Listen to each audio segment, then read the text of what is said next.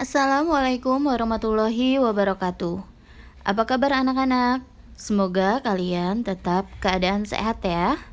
Hari ini kita akan mulai pembelajaran tema 4, subtema 4, pembelajaran 1, 2, dan 3 tentang kewajiban dan hakku sebagai warga negara. Sebelum pembelajaran kita mulai, marilah kita sama-sama memulai pembelajaran hari ini dengan pembacaan basmalah. Bismillahirrahmanirrahim. Tujuan pembelajaran kita hari ini yang pertama ialah PPKN. Siswa dapat mengetahui kewajiban dan hak sebagai warga negara. Siswa dapat mengetahui kewajiban dan hak menggunakan jalan umum. Bahasa Indonesia, siswa dapat menjelaskan kalimat penyelesaian masalah berdasarkan teks tentang kewajiban dan hak warga negara. Siswa dapat menuliskan kalimat penyelesaian masalah berdasarkan teks tentang kewajiban dan hak sebagai warga negara. Matematika, siswa dapat menentukan dua bilangan yang hasil pembagiannya diketahui. SBDP, siswa dapat mengetahui seni melipat kertas, dan siswa dapat mempraktekkan seni melipat kertas menggunakan bahan bekas. Anak-anak, selain hak dan kewajiban di rumah, di sekolah dan di lingkungan masyarakat, kita juga memiliki hak dan kewajiban sebagai warga negara. Sebagai bagian dari warga negara, tentu kita juga memiliki kewajiban-kewajiban. Antara lain sebagai berikut. 1. Ikut serta dalam pembangunan bangsa dengan belajar sungguh-sungguh demi kemajuan bangsa. 2. Menaati semua aturan yang berlaku. 3. Menjaga persatuan dan kesatuan bangsa. 4. Ikut menjaga semua fasilitas umum yang disediakan. 5. Menjaga kelestarian alam dan lingkungan di wilayah Indonesia. Beberapa hak yang dapat kamu peroleh sebagai bagian dari warga negara Indonesia yaitu antara lain 1. Memperoleh pendidikan dan pengajaran yang baik. 2. Mendapat fasilitas kesehatan yang memadai. 3. Mendapat perlindungan hukum. 4.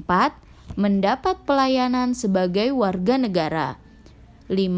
Dapat menggunakan fasilitas umum yang disediakan. 6. Menikmati alam dan lingkungan di wilayah Indonesia. Kita sebaiknya mengutamakan melaksanakan kewajiban terlebih dahulu sebelum kita menuntut untuk mendapatkan hak kita. Ingat ya anak-anak, untuk melaksanakan hak dan kewajiban secara seimbang. Salah satu kewajiban kita sebagai warga negara adalah ikut menjaga fasilitas umum yang disediakan oleh pemerintah, misalnya jalan umum. Agar fasilitas tersebut dapat terus digunakan, kita harus melaksanakan kewajiban kita sebagai berikut, yaitu ikut menjaga kebersihan di jalan umum, menjaga dan merawat semua fasilitas yang ada di jalan umum, mematuhi semua aturan yang ada di jalan umum, menjaga keamanan dan kenyamanan bersama di jalan umum. Setelah melaksanakan kewajiban tersebut, kita dapat memperoleh hak kita, yaitu 1. Menggunakan fasilitas yang ada di jalan umum seperti trotoar, halte, dan jembatan penyeberangan. 2. Menggunakan semua fasilitas jalan umum yang terawat. 3. Menggunakan jalan umum dengan aman dan nyaman. 4. Memperoleh kenyamanan bersama ketika menggunakan jalan umum. Tahukah kamu, kalimat penyelesaian berisi pendapat terhadap suatu masalah. Sebelum menulis kalimat saran, kita harus membaca terlebih dahulu teks tersebut dengan seksama. Setelah itu, kita mencari kalimat yang menunjukkan suatu masalah. Kalimat penyelesaian biasanya menggunakan kata sebaiknya, seharusnya, dan hendaknya yang ditulis di awal atau pertengahan kalimat. Kalimat penyelesaian ditulis dengan ejaan yang sesuai dengan Pedoman Umum Ejaan Bahasa Indonesia (PUEBI). Nah, di sini ada contoh permasalahan yaitu ayah merupakan seorang perokok. Tadi pagi tiba-tiba ayah batuk-batuk. Nah, kira-kira bagaimana ya kalimat saran atau kalimat penyelesaiannya? Kalimat sarannya yaitu sebaiknya ayah berhenti merokok karena rokok sangat berbahaya untuk kesehatan.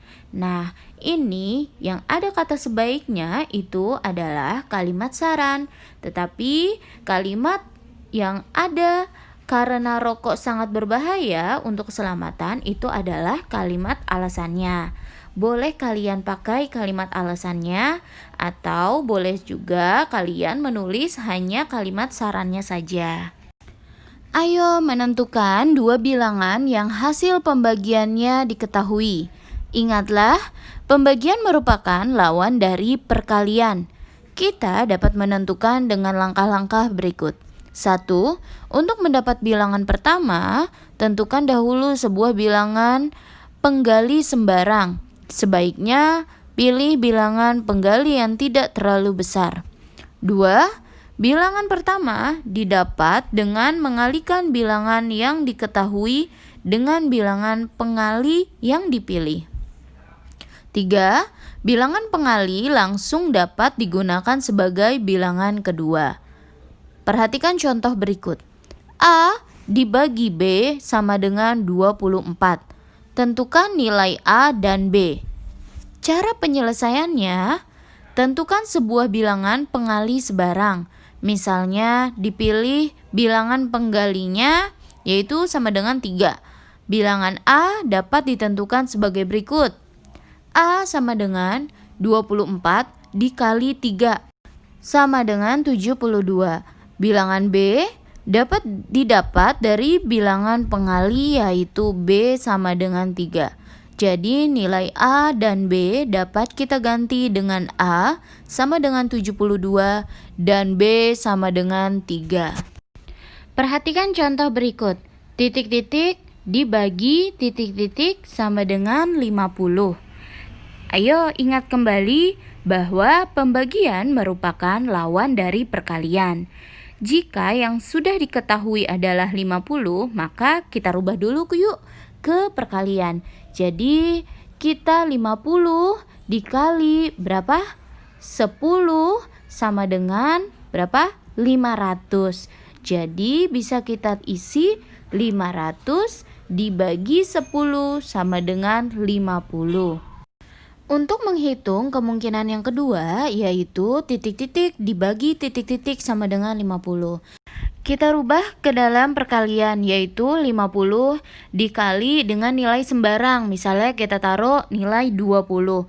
50 dikali 20 sama dengan 1000. Jadi 1000 dibagi 20 sama dengan 50. Kemungkinan yang ketiga yaitu jika yang sudah kita ketahui adalah 50, berarti kita rubah lagi ke dalam perkalian. Yaitu 50 dikali dengan nilai sembarang, misalnya kita taruh nilainya di sini adalah 15. 50 dikali 15 sama dengan 750. Jadi bisa kita isi kemungkinan yang ketiga, yaitu 750 dibagi 15 sama dengan 50. Anak-anak, pernahkah kamu melihat karya dari kertas berupa bentuk seperti hewan, tumbuhan, atau alat transportasi? Karya tersebut dinamakan seni melipat kertas. Seni melipat kertas juga biasa disebut dengan origami. Origami berasal dari negara Jepang yang memperkenalkan cara melipat selembar kertas persegi menjadi sebuah bentuk, mulai dari bentuk sederhana sampai sulit. Nah, ini adalah contoh karya seni burung dan bunga yang dibuat dengan cara melipat. Masih ingatkah kamu cara membuat pesawat dari kertas? Kertas terlebih dahulu dibentuk menjadi persegi agar dapat dilipat dengan mudah. Selain kertas warna-warni yang digunakan, seni melipat kertas juga dapat memanfaatkan kertas bekas. Manfaat melakukan kegiatan seni lipat kertas yaitu melatih kreativitas, mengikuti arahan tahapan dengan baik, dan meningkatkan kemampuan berpikir. Contoh kertas berkas yaitu ada koran, majalah, kalender, atau kertas kado yang sudah tidak terpakai. Selain menghemat bahan yang ada, hasil seni lipat juga lebih menarik. Perhatikan contoh hasil seni melipat kertas dari bahan bekas berikut ini ya. Dan ini contoh hasil karya dari bahan-bahan bekas, dari bahan kertas yang bekas ya. Anak-anak, sampai di sini dulu pembelajaran kita hari ini. Marilah kita sama-sama akhiri pembelajaran hari ini dengan pembacaan hamdalah. Alhamdulillahirabbil alamin. Anak-anak, untuk tugas hari Senin, kalian mengerjakan tugasnya di buku tulis ya. Mengerjakan 5 soal kemungkinan pembagian. Nah, Ibu akan share ya soalnya di video ini. Dan untuk hari Selasa, kalian membuat hasil seni lipat dari kertas bahan bekas ya. Nanti kalian membuat kreasi seni melipat dari bahan kertas. Temanya bebas dan kalian dibuat sendiri, boleh dibantu dengan orang tua di rumah. Dibuat dengan semenarik mungkin ya, sehingga nilai SBDP kalian supaya nilainya bagus. Untuk hari Rabu ya, kalian silakan mengerjakan buku MRT halaman 155 dan 161, pembelajaran 2 sampai 3 ya. Kerjakan di buku MRT-nya.